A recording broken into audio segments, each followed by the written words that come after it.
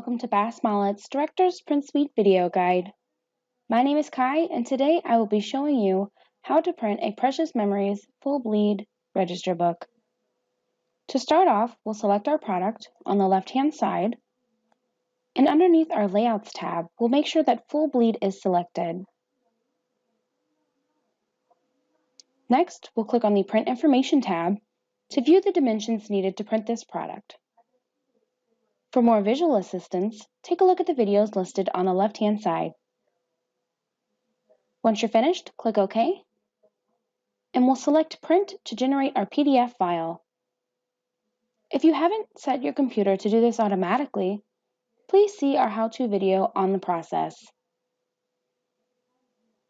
We'll see that our first page downloads as a separate PDF than the rest of the book. This is our picture insert page. This generates as a separate PDF file because it has different dimensions than the rest of the book. Now our second half has downloaded.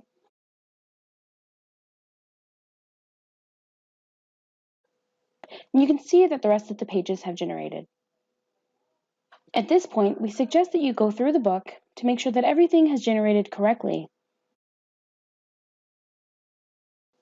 Once you're satisfied with the results, go to File, Print, and we'll begin changing our printer settings.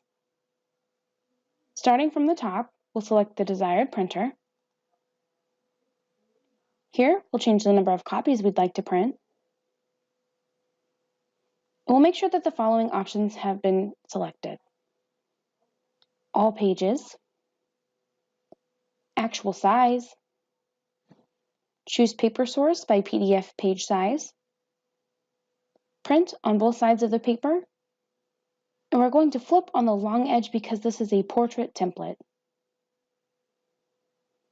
On the right-hand side, we'll want to make sure that the document and page size match in both width and height.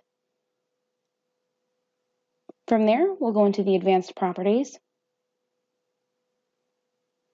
Down below, we'll want to make sure that the document size and orientation match the options that we chose earlier.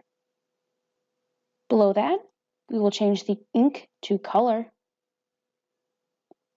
On the right-hand side, we have the option to choose our input tray. Today, I will be using the bypass tray. Last but not least, we have the paper type. This will always be thick 1 in order to ensure that the ink stays on the paper. At this point, you can register your current settings in order to create a one-click preset.